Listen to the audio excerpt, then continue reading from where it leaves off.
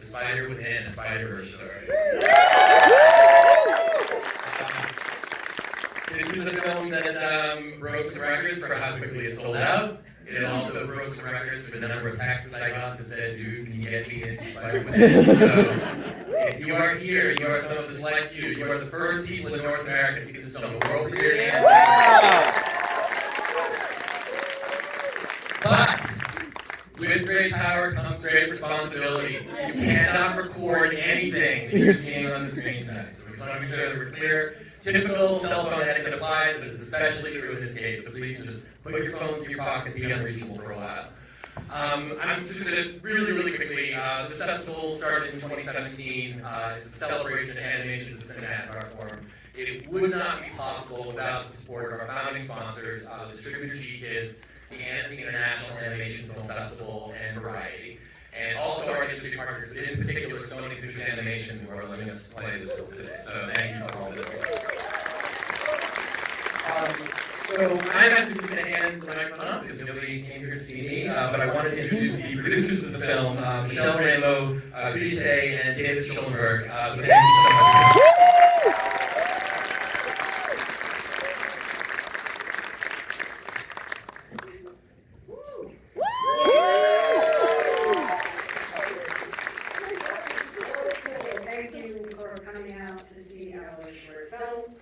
I am Michelle. I am a producer at Sony Animation and program lead here with my partner David Schulenburg. Hi everybody, great to see you all here. So before we watch the film, we wanted to tell you a little bit about the program behind the film. It is called Lens, Leadership and Empowerment for New Storytellers. This program is a collaboration between Sony Pictures Animation and Sony Pictures ImageWorks through the Sony Pictures Social Justice Fund. And it is a unique 9-month mentorship program that offers a true hands-on leadership opportunity for underrepresented groups. This is the part. Thank you. Because we truly want to change what we see on screens, and we truly want diversity in our storytelling, we have to change the way we make the films. And that starts with the leadership behind the stories that we're telling, and that's exactly what this program does. This is a big opportunity for the writer, director, head of animation, and head of visual effects. These 4 filmmakers come together to make a 5-minute film. David and I set out to have a true feature film experience as much as possible with professional crews and artists, and workshops, mentorships, and access to studio executives for a real experience. But I did tell you actually a little bit about the film. Thank you. So that's right, like Michelle was saying, we really wanted to create a practical filmmaking experience, and the best shortcut to do that was to leverage off of a film that was already in production, so we could utilize the Sony Pictures ImageWorks pipeline, world-class pipeline that it is. And we wouldn't have to design and build all those characters and environments from scratch. And it just so happened that the movie that was in production was the second film from Into the Spider-Verse, which meant our short would take place in the Spider-Verse. Which we were all obviously very excited about. But we couldn't just lean on that incredible property. We had to somehow make it our own. And so early on in development, Michelle and I really encouraged filmmakers to, think outside their comfort zone and lean into what they're passionate about and really take a big creative swing on the short. And as you'll see, that is exactly what they did. And just before we let you see it, the thing that I want to say is that this really was meant to be an experience for the filmmakers, to allow them to fail and just offer them support and not have seasoned people take over the film. And really the intended outcome was for them to have a piece for their portfolios. But it took us not very long to realize that we had caught lightning in a bottle, and I am beyond excited for you to be the first North American audience to screen this film. After we watch the film, I will introduce you all to the filmmakers. She and I have prepared a few questions that we're going to ask them to help you get to know them. But we're so very proud of despite everything. Now,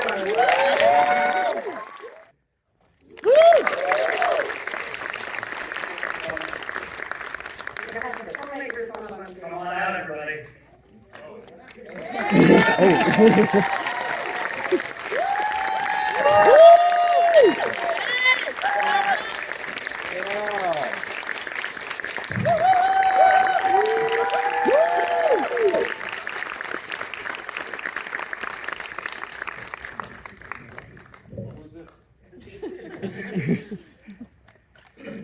okay, well, we are going to start off by asking each of you to introduce yourselves, tell us a little bit about the role in the film, and a little bit about yourselves, and how you came to do this program. Let's start with you. I'm Jarelle Dampier. I'm very excited to share this short film with you. I got to direct the short. I had the privilege of doing that with these amazing people. I'll talk more as things go on, but I'm very happy to be here. Thanks for coming. Hi, how y'all doing? My name is Khaila Amazan. I'm the writer of this story. Hi everyone, I'm Joe. I was the head of animation on the short. Really excited to be able to share all with you today and share this with you. Yeah, thanks for coming. Hi, I'm Clara Chan. I'm the visual effects supervisor.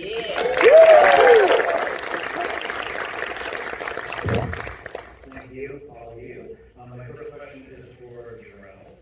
So, mental health was a big theme in the film, right? And I think that subject is important to all of us, really, especially today. But it's particularly important to you. You have a personal connection to that. Do you want to talk a little bit about how that became a theme from inception of the film? Yeah, so great question.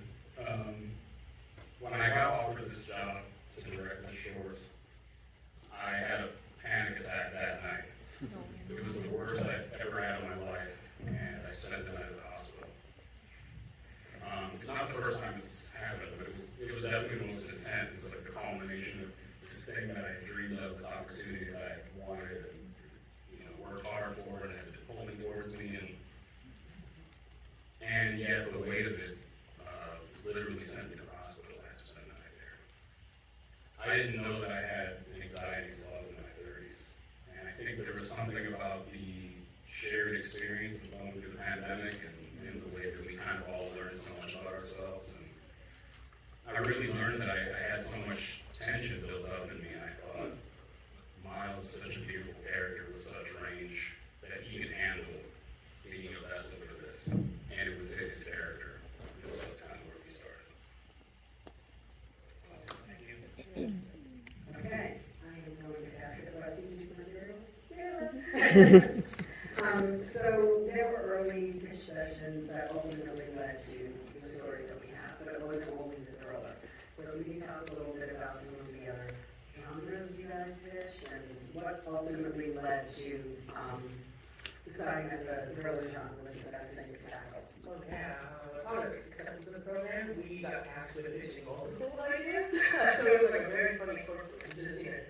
And at one point we had a house party idea where Miles goes, a party with villains, we had a western in there somewhere. It makes sense. That was good. And then also to romance, of course, we went very love basketball at the time.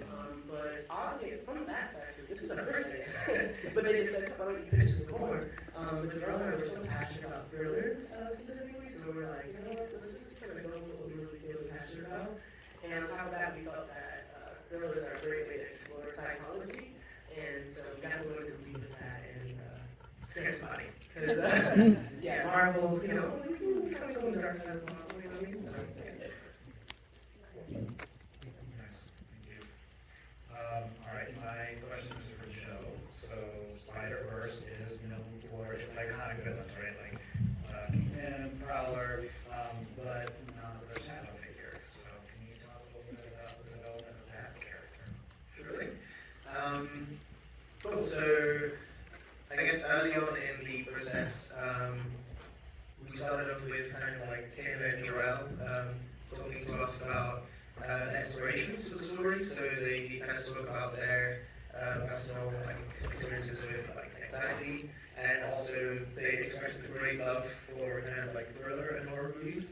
And I remember being very inspired by those conversations, and so those were the kind of things that drove the test to the shadow figure. And so yeah, I can list some of the concepts that we explored. Not all of them made it into the final movie, but it was really fun exploration. So one of the first things we looked into, with Spider-Verse being like based on comic book, sort of like comic book style to life, was the idea of like the shadow figure having like more of a kind of scratchy or silhouette, as if the artist kind of drawing this character was kind of like going through struggles themselves and scratching away in the notebook. We ultimately ended up with like a clean silhouette, but there's still elements of this that you can see in the short where like the shadows are transformed and we get to like more contrast there and have like a bit of a dirtier silhouette. Another one we explored, which was quite fun, was the concept of like using sound. So as the shadow figure essentially like gets close to Miles, you have these kind of like growing whispers, which is quite like a spooky movie joke as well. But it's coming more from like the theme of intrusive thoughts. And so like the shadow figure was literally like vessel of Miles's intrusive thoughts, and yeah, so there's like some of that in the short, like in different ways, like with the panels and all the intrusive thoughts and that aspect. Another one that was really fun to explore. So if we go to the next slide. So I played around with how we could make this kind of silhouette interesting, as it's just like a latch basically. And so I tried to test where I grabbed an iconic Spider-Man pose. So here we have like the Spider-Man squatting on a building pose. And essentially this was like a pitch for the moment where the shadow is coming down from the ceiling onto Miles' bed. And so it's like taking this pose, and as if we flip it around on the next slide, and he's kind of coming down from the ceiling.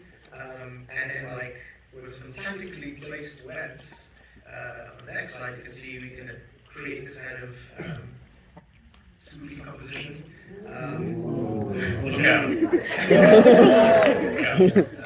Without like interesting ways that we kind of explore as well, playing with like the shadows. Ultimately though, and sadly, when we actually got into the production of this moment within the short, it was like it just required much like simple execution for it to work. So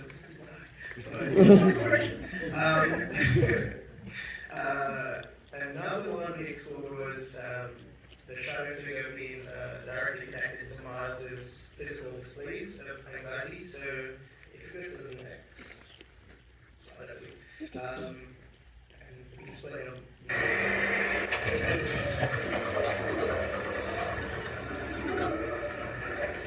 You have sound now? Down from the ceiling. We can see Miles is on his bed, and he's kind of like breathing and freaked out. And as the shadow essentially like touches Miles' chest, like that idea of like his breathing pattern turning, changing from being more like regular to like more panicked breathing pattern. So the shadow is literally like connected to Miles' displays of anxiety. And one final one. Secrets, bro. The final one we looked into was because Jarelle had mentioned early on that he wanted the shadows to be like recognizable as Miles' silhouette. And so we knew like the shadows were going to look like Miles, but I was always looking for ways to connect the shadows to Miles. And I remembered in the first movie he had a love of graffiti art. And so in, for example, like panels where the shadows transform into a spider, there's like a little panel with like graffiti eyes that pop up, and it's like cycling through different kind of graffiti designs in there. And beyond that, I also even thought about how Miles conceived manifestation of his anxiety, and I kind of thought back to the first movie when he is in the subway scene with Uncle Aaron and they're doing that graffiti mural, and at the end of it, Miles kind of like draws the silhouette, the dark silhouette in the middle of that graffiti, and so it was almost like that, it kind of like comes to life and it was like, oh, it's fine. But yeah, some of the influences, it was like that love of like, kind of like thriller and scary movies mixed with like some of the kind of like symptoms of anxiety and things like that that we used to do that creates there. Our animation people talk about. That was great. That was great, Joe. I mean, you can't forget the prior theory about that. So our next question is Clara. And obviously lighting is always important in a film, but we have little specialists that go on to thriller and really helps tone and shifts and mood. And we saw various colors in here from reds to blues. Can you describe how you use color and lighting to share one story? Yeah, the short film is a dream for all writers. I have a writing background, so I really loved working on this film. So we started with Peter Zaslav's color scripts. You could put it on the screen. We did this amazing script, and we used that as our guide. And he very clearly indicated the beginning as a really quiet, calm blue color and a dark street. And then when he goes into his bedroom, it's this cool color that, because it's such a calm moment, the bedroom is like his oasis. So we started with that, and then when he goes into this dream state on the subway, we transitioned from the cool blue to the scary, dangerous red. And throughout that whole section, it's just more and more intense of red. And we added a touch of pink and green once in a while to kind of add more interest. But overall, the use of colors are to bring out the emotion of the character. And I thought we really did that, and we had fun with it. And also, at the beginning when Miles walked into the house, in the living room, Jefferson was watching this scary movie on screen. We used that kind of to foreshadow the danger that's about to come. You can see the TV screen is this red light and casting onto the characters.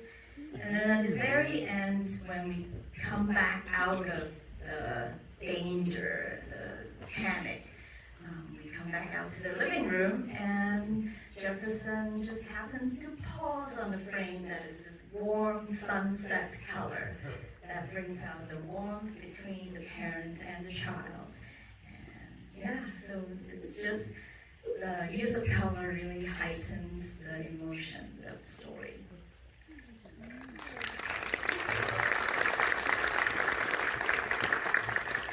Love how much thought went into all of these things, because we really got to assess some really cool stuff.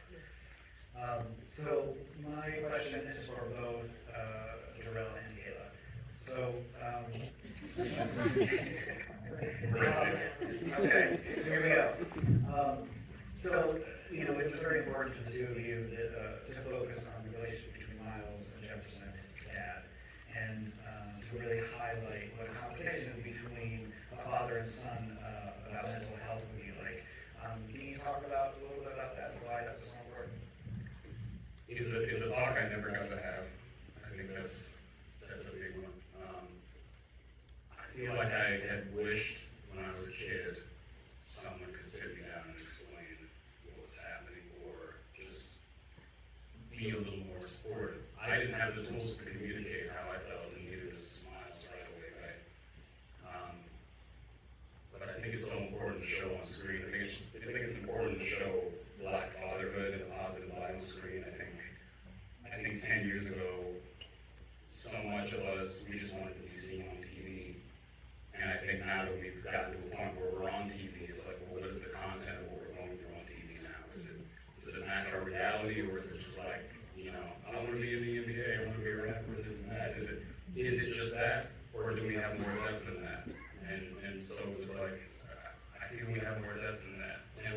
screen, so now it's time to talk about deeper things than just being on camera. And that's kind of where it started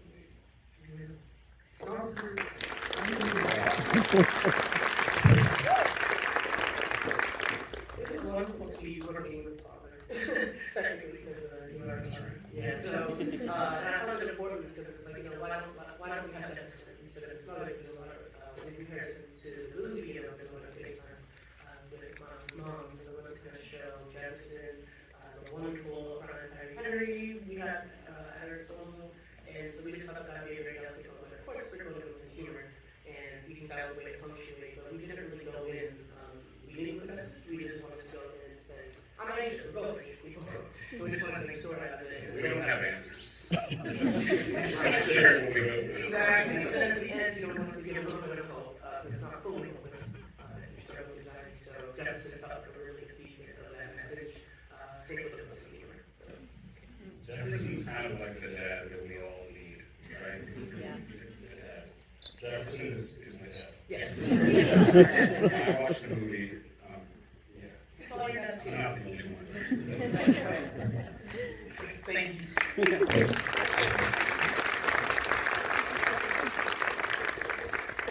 So before I ask the next question of Clara and Joe, I just want to give a shout out because this movie, we did in 6 weeks of animation and 6 weeks of lighting. So let's give it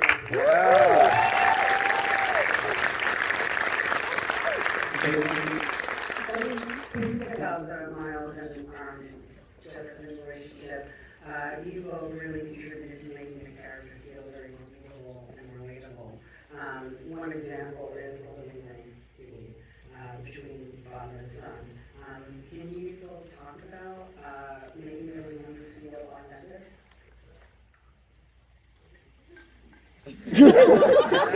Fine. I'll go, you know.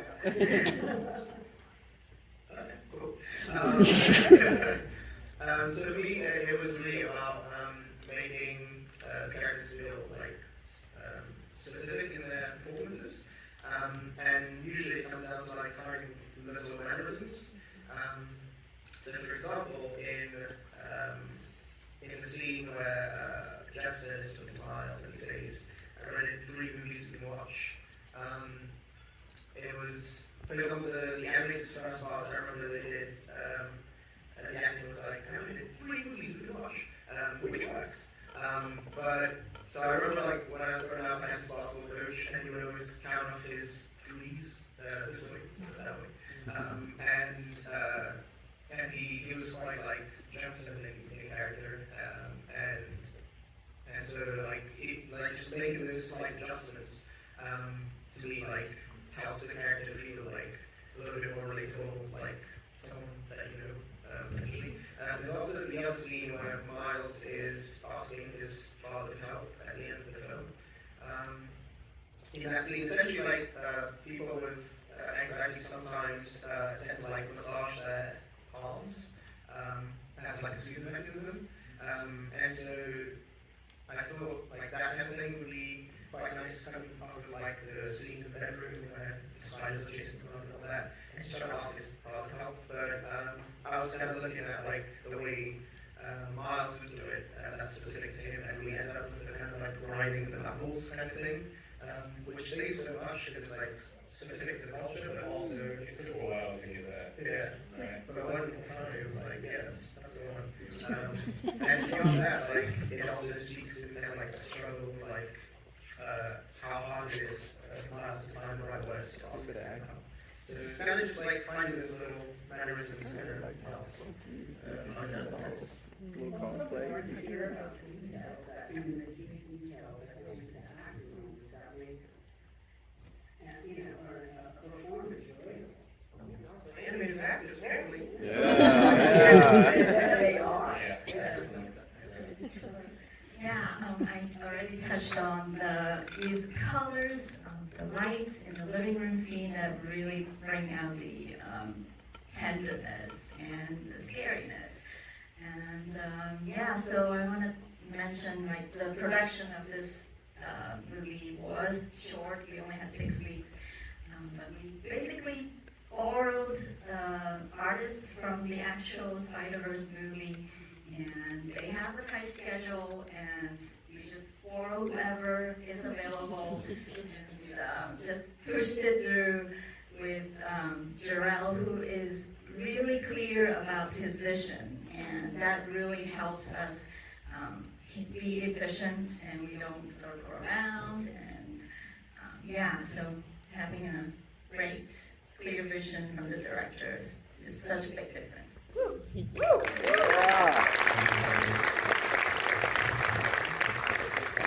Excellent cash out there. All right, well, thank you all for sitting through some of our questions so that we had to kind of more on the road now. You got to know everybody. So why don't we open up to a few questions from you all? Thank you. All right, I think it's hard to see. Is this something that's out there? Oh, okay, sure. Go ahead. I don't know how to say this, but for 6 weeks, like how you guys managed to do 6 weeks of animation just for this? There was no overtime on our show, so. Yeah, we all have healthy home lives, and went to that all the time. I think when you're making something like this, at least when you're directing it, you're asking a lot of people to put a lot on the line for you. You're asking them to pull off on their dreams, their visions, their ideas, and to see them activate and do it and be excited about it and nail it and execute on something like this so quickly was amazing. I guess what I'm trying to say is I'm just as confused as you as how it happened. I would say, let's give it that credit because, yeah, to Claire's point, being very clear as a director allowed everyone to move like a school of fish towards one direction, you know what I'm saying? So, I think it's easier, I think things take time when there's tension in between, but everyone really rallied behind the message about anxiety and mental health, and so everyone has their own entry point to it because anxiety is different for each person. So, I personally, as a writer, observed that process. And what's great about the Lens program is that they kept the writer on. So, I thought it was great. I wrote it, like, oh, we still need you. So, just kind of coming in, and everyone was just going through the same direction. So, that's what I think. And also just to mention, so when we say like 6 weeks of animation, 6 weeks of lighting, that's in terms of the actual like time, like the full crew was kind of working on the project. But there was like preparation time with Jarelle and Khaila, and there was time that Clara and I had to also like develop and prepare things. So to me, like knowing that was coming, essentially that was the importance of us kind of having those early meetings and preparing things and doing tests, characters, so that when it got to that like 6 weeks period, we had like everything ready and people could just go. Yeah, it's lined up. You gotta prep. So there were several months of work before those weeks, but when those weeks happen, they're on. You gotta get it done. Well planning by producers. Speaking of getting it done. Good question. Can I? Yeah, you can. Let's go over there.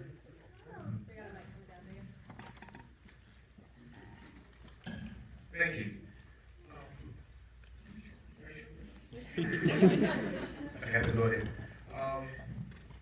Jarelle, you mentioned that there was, this visceral, like physical experience that you had when you were offered this opportunity, and I wonder what was the best thing that kind of helped you navigate that once you like kind of flipped it to, okay, I'm going to do this. Like when you made that commitment, what kind of pushed that away so you could focus those 6 weeks to get it done? That's a good one. You got me, David. No, I think I'm still pushing. Does that make sense? I don't think there's a cure. I think it's something that I wrestle with. I've gotten a lot better at it. I know myself a lot more. I trust myself more as a filmmaker, as a person, as a dad, as a husband, as a friend. I think that kind of introspection and that journey that it's taken me on has been priceless. So I wouldn't take it back. I wouldn't not have it back. I wouldn't, I feel like a more refined, better person since it happened. I can't say that I'm cured, but I can say that this, working on the short has put me in touch with myself, my fears, and that's enough for me. I don't need it out of my life, but I manage it better now.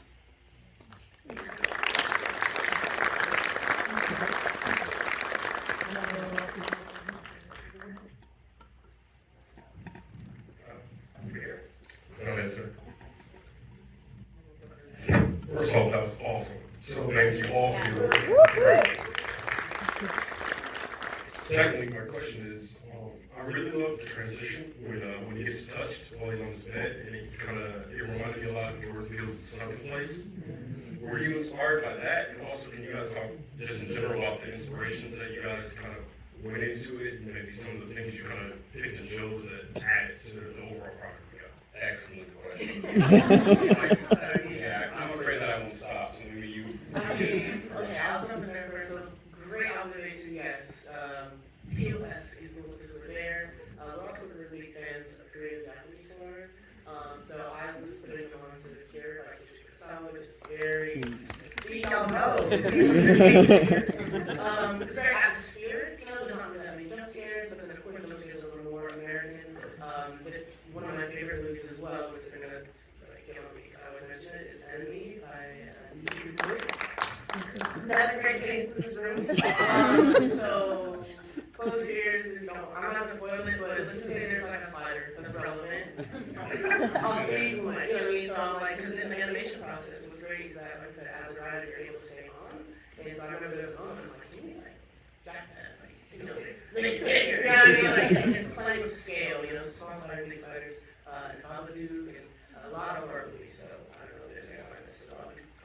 Well, that's a big one right there. I think more than anything, there's a certain level of quality that we were going for, a level of taste we were going for, a pace that we were going for, and so there were funny things that we played with, like by having a kind of a slasher film be on TV in the living room to kind of poke fun and like, look what horror can be.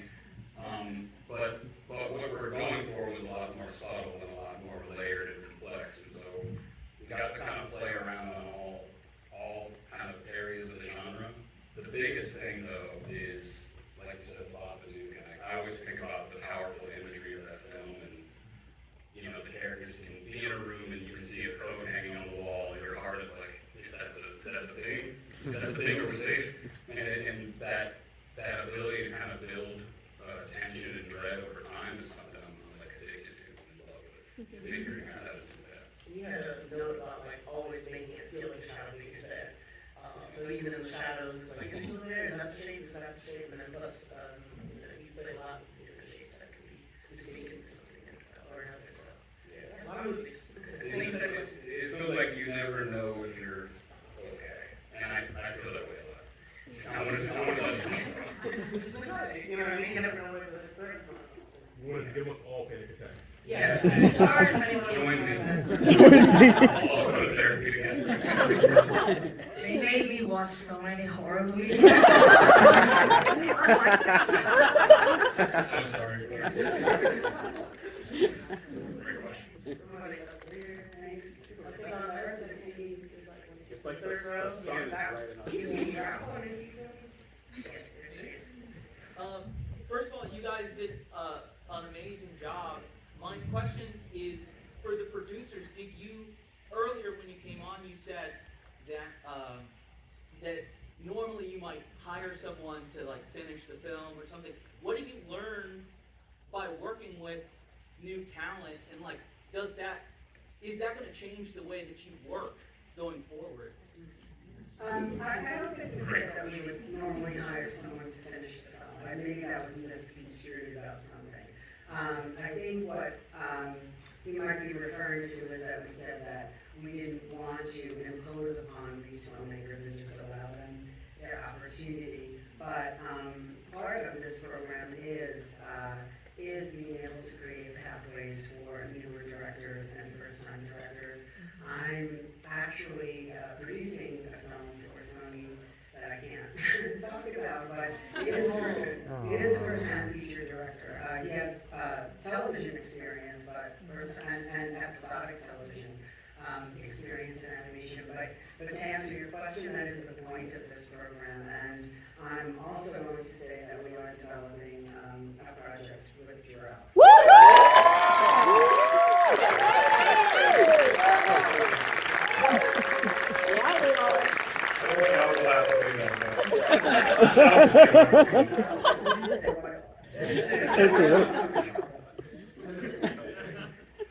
I think, like Michelle said, that was the point of the program, is to hear fresh new voices, and that's what we got, and that's what we leaned into, and so I think it was an incredibly rewarding experience to listen to those voices, and actually voices that hadn't always been heard in this way, and encourage them to do so.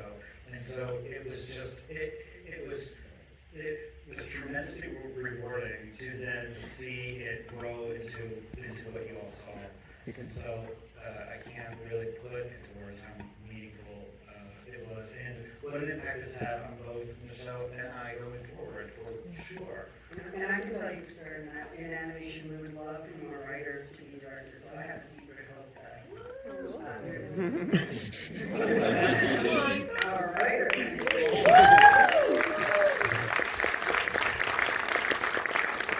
I can comment on that too really quick. David and Michelle fought for this movie like while we were all sleeping. While we were all like enjoying our weekends. When we were all hanging out with our families on Sunday, these two fought for this thing to be made. So I don't know what's being said about producers out there on the streets, but this experience was special and they championed us from the jump. So I'm really grateful for that. Thank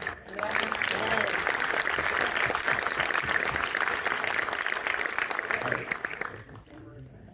Someone is straight ahead of me, right there. Yeah. No, the other person.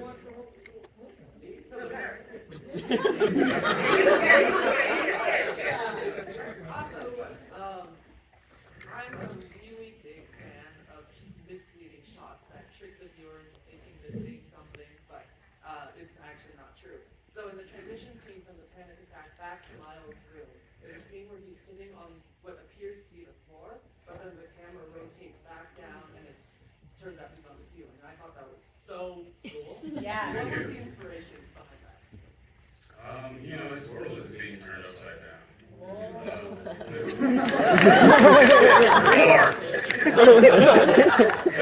think that when you're doing something like this and it's a short and you only have a short amount of time to tell the story, you want to use every part of the animal. Like every shot, to me it was like every shot's got to be gorgeous. Every shot's got to be thought about. Every shot's got to be meaningful. And if it doesn't mean anything for the theme, then it's out. And so that's kind of what we did.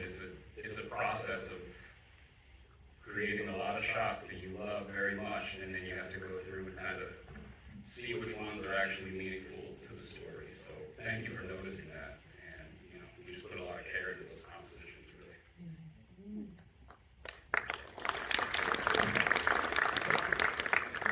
Oh yeah, you right there, 2 hands up. Yeah. Yes, you.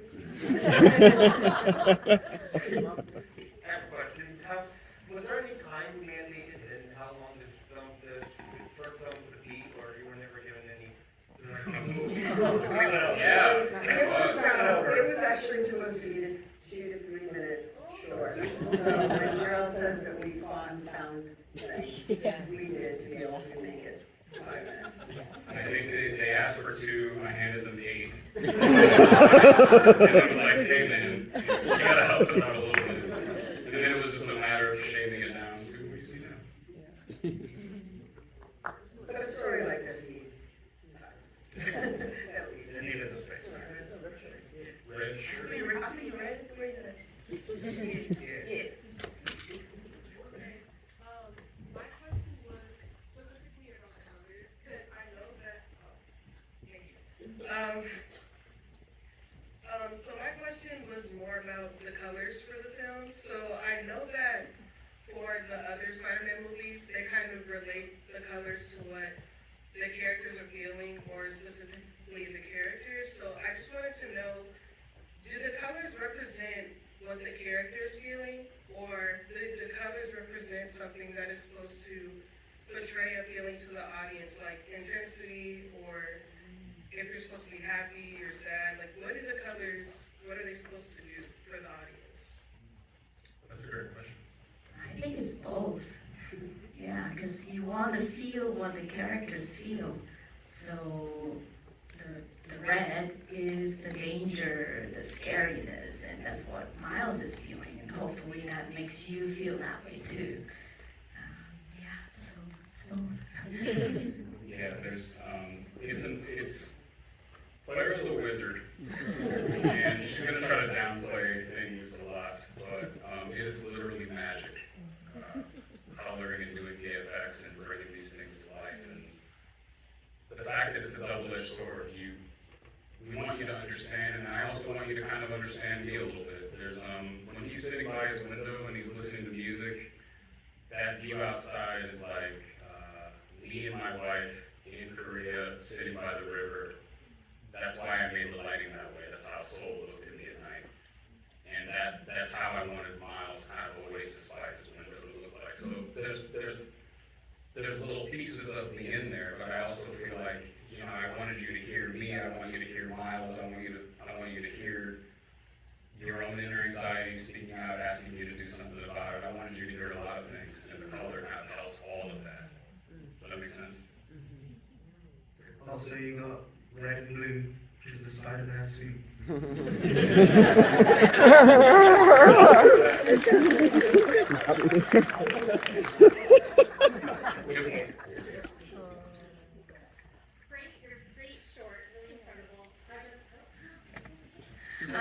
In 2017, the Into the Spider-Verse team came out here to premiere their film for Animationist Film. One thing that we came and talked about was that we broke the rules and took a lot of risks. Now that you continue on with that storyline and you have the responsibility for it, what's something that has challenged you and you've taken a risk for? All of you guys are amazing. Thank you. You're amazing. I'll start real quick. Actually, no. Come on. No, really. Okay. Well, I hope this answers your question tangentially. I think pushing the genre boundary is something that was really exciting to do for this. I don't know if you want to say, like, DC, but they don't want to be dark. No, you should say it because We'll call it out. I was really contemplating how, how I should work. Yeah, so that's the thing, you know what I mean? So it's like, I feel like DC tends to really lean towards that darkness, really dive into the psychology of it, and then the dichotomy is that Marvel a lot of times has that fun popcorn energy, and of course, like some movies that kind of delve into that more dark elements, but when it comes to really going there, I really felt we could. So some other pitches we had were actually even more dark, you know what I'm saying? So, but I'm really glad that one swing we could take was, how scared would be. also be able to start over a beloved franchise, right? To be able to, especially a family franchise, to be able to exactly, push into different territory. There was concerns about, how are we treating Miles Morales, because he's so beloved, so it's like, oh, not Miles, right? And on top of that, we do want to be able to protect children and not hurt them psychologically. So,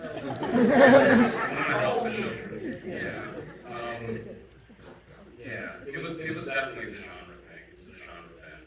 I have, since I was a kid, loved horror movies and loved animation, and I was always caught in this struggle of like, why do these two things I love don't mix? It's like, I don't know, chicken and pickles. Chicken goes with everything, but it's like pickles and some other thing. And so my whole life it was like, well, I guess I gotta pick one, and so I got an animation. But it feels like I have to marry those two things, and it really was it kind of showed me what was possible in a film making sense. And that was my favorite part. I don't know if that answers your question, but it was difficult, and I love that we did it. I think this is probably most of our last question. Last question. I just want to. Oh, thank you. I think it's like something that's becoming very popular is like superheroes with real emotions and mental health issues, like with boys and stuff, which is not obviously not for kids, but this is something that's very for kids. So, is there more to this world, or more to this world of like superheroes having real emotions that aren't just sadness or love, and maybe different superheroes that aren't Spider-Man?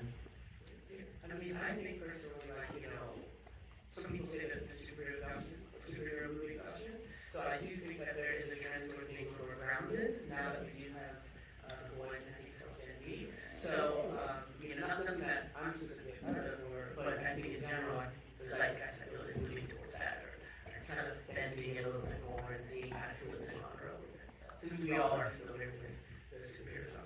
I kind of view it as like, I was looking at Instagram the other day, and there was this producer, he like made a beat, but he also was acting and like telling a joke at the same time. He was like walking in on himself making the beat, and they were like, you know, getting together, kind of beat up. And I thought, it's funny how like you can't just produce anymore. You can't just make beats. Like this guy has to film himself, listening to himself, and act. Like everything is kind of multifaceted. And I just think that that's interesting. I just think it's interesting. But the thing is, and like you were saying, the cultural zeitgeist of it is like people are demanding more than the bare minimum now in all areas. It's not just storytelling. So I don't want to just hear your song. You gotta act for me. You gotta do all this for me. I'm serious. Like this is what people are taking in now. So the bar is being raised. I feel like for superheroes and for storytelling, the more specific we get with the pains and the kind of things that we go through in life, the more universal those things are, and therefore the more people care.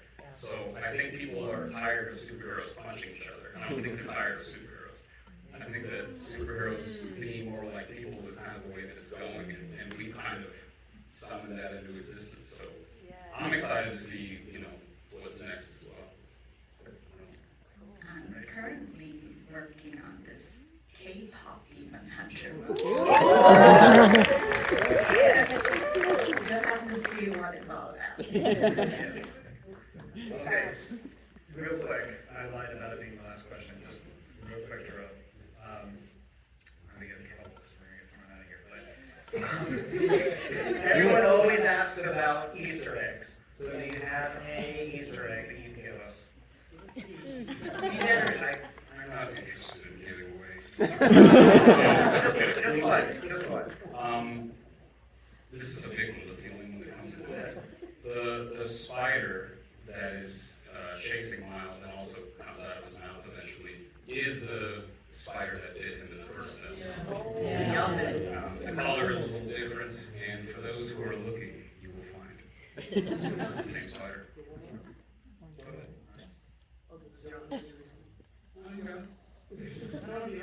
Well, okay, yeah, so if you remember the sequence in which he was like running away from the spider and he climbs on the ceiling, he slips on a piece of paper and I think he frees him that. It's Gwen. So it's drawing. Well, not only is it a drawing of Gwen, but it's a little more finished than that drawing was in the first film, and it's not quite as finished as it was in the second. So it gives you a little timeline. When this might be taking place? It's up to you to figure it out. Alright, we're gonna watch it again. Before we do, thank all of you for giving us this behind the scenes look into making of the film, not just that, but also your journeys through the program.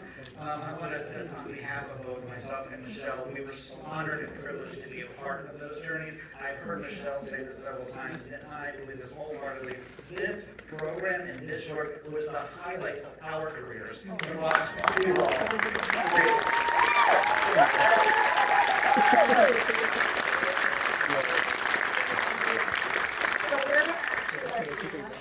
Again, and we'll all be coming out in the Thank you all for coming. Thank you so much.